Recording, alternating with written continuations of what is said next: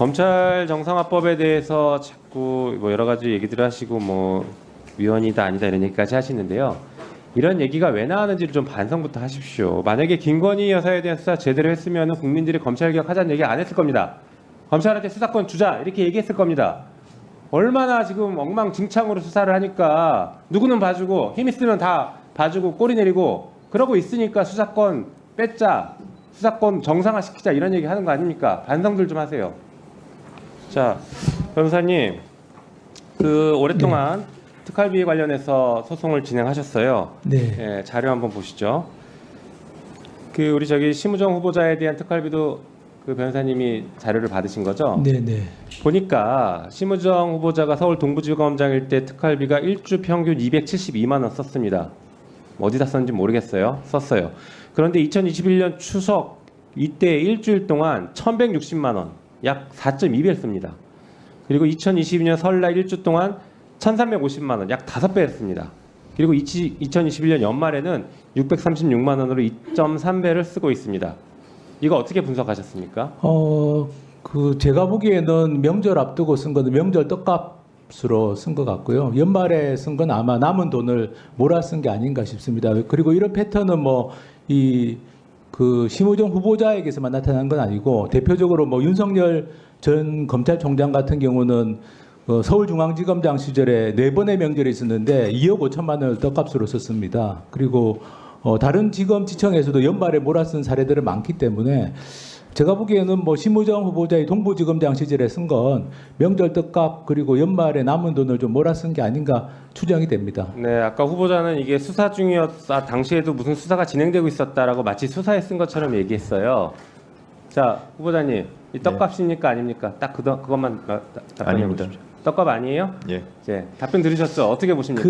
기획재정부 지침에 따르면 특수활동비는 필요한 때 특수활동을 실제 수행하는 자에게 지급하도록 되어 있습니다. 그러면 명절을 앞두고 갑자기 특수활동이 집중될 리가 없고, 그리고 예를 들면 1,350만 원을 쓴 2022년 1월 같은 경우는 28명에게 이렇게 특활비가 지급된 걸로 나오는데, 사실 28명에게 그렇게 동부지검에서 갑자기 28명이 특수활동을 실제 수행했을 리가 명절을 앞두고 그럴 리는 없다고 생각해서 저는 솔직하게 그냥 명절 떡값으로 썼다라고 인정하시는 게 좀 좋지 않을까, 국민들에 대한 예의가 아닐까 싶습니다. 그렇죠. 네, 그 다음 페이지 보여주시죠. 그리고 실제 검찰 예산이 이렇게 됩니다. 특활비 70억, 80억 이렇게 예산이 책정되지 않아요. 보시는 것처럼 첨단범죄 디지털 수사와 관련해서 2022년엔 1억 2,200만 원, 검찰 수사 지원엔 5억 2,200만 원, 형사부 등 수사 지원 50억 7,400만 원 이런 식으로 예산이 편성되거든요. 그럼 방금 말씀하신 것처럼 특활비는 이 예산 편성된 그 항목대로 그 수사와 관련된 항목에만 지출을 하는 게 맞죠?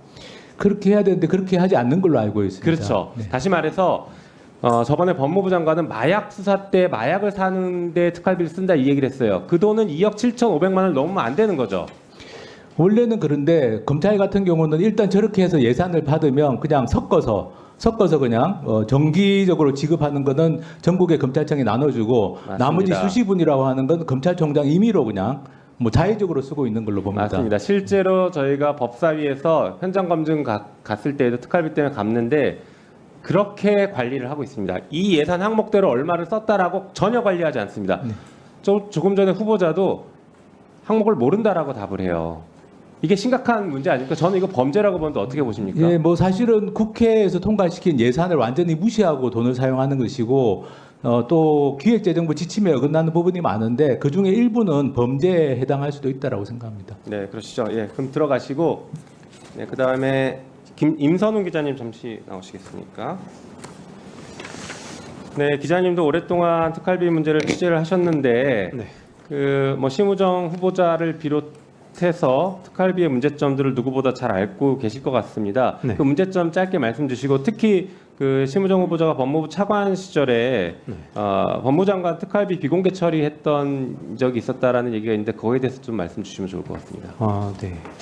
시간이 별로 없어서. 그냥 답변하시면 됩니다. 아, 네. 상관없이. 일단 그 검찰 특수활동비 자료 같은 경우에는 제가 확인한 자료가 지금까지 공개받은 자료 전체 확인한 게 6만 장 정도 되는데요.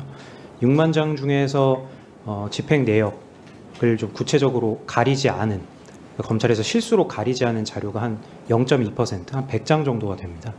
이 100장은 이제 특수활동비를 어디다 좀 썼는지 구체적으로 알 수 있는 그 증거들이죠. 직접적인 증거들인데, 이를 보면은 사실 특수활동에 썼다고 보기 어려운 것들이 대다수입니다. 이를테면 뭐 파리바게뜨 한정판 헬로윈 케이크를 샀다든지, 뭐 스타벅스에서 음료를 사고 뭐 상품을 받기 위한 프리퀀시를 적립했다든지, 뭐 공기청정기 대여비를 썼다든지, 아니면 뭐 검사들하고 가서 이제 한우나 뭐 염소고기 이런 회식을 했다든지, 그러니까 그야말로 이 각양각색의 오남용 사례가 나오고 있고요.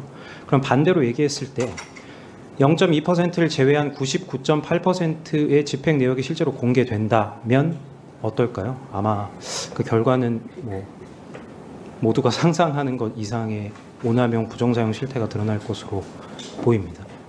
좀 아까 하승수 변호사께서 설명하신 이런 이제 특수활동비가 특정 기간에 몰려서 집행되는 것 또한 특수활동비를 특수활동에 쓰지 않는다는 아주 강력한 정황으로 보이고요.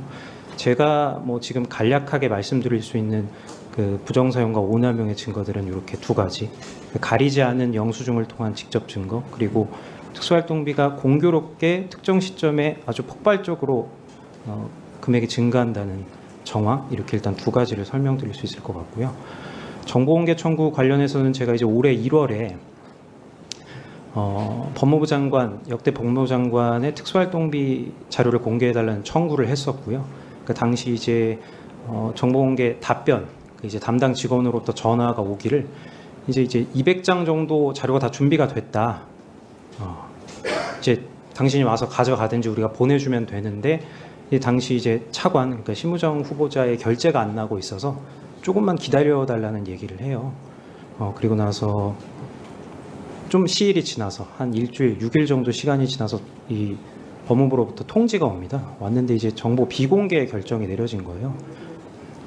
그래서 황당하잖아요. 그래서 이제 그 배경을 좀 살펴봤던 것이죠. 당시 이제 배경을 좀 구체적으로 살펴보고자 했던 이유는 이미 하승수 변호사께서 정보공개 행정소송을 통해서 검찰 특수활동비의 공개 판례를 이미 이끌어낸 바 있고, 취재한 내용을 우리가 들을 필요가 뭐 있어요? 아주 중요한 증거 내용인데요. 네, 새로운 내용이라. 네. 예, 그럼 참고인께서 네네. 예, 한 3, 40초 내로 마무리해 주시죠. 예.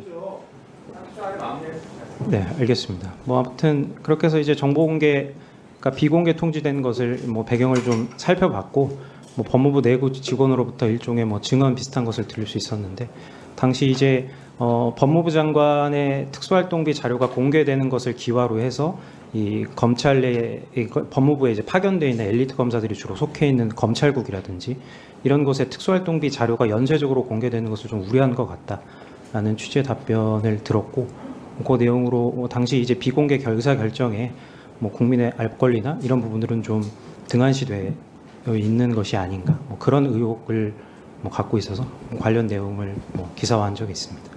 네, 알겠습니다.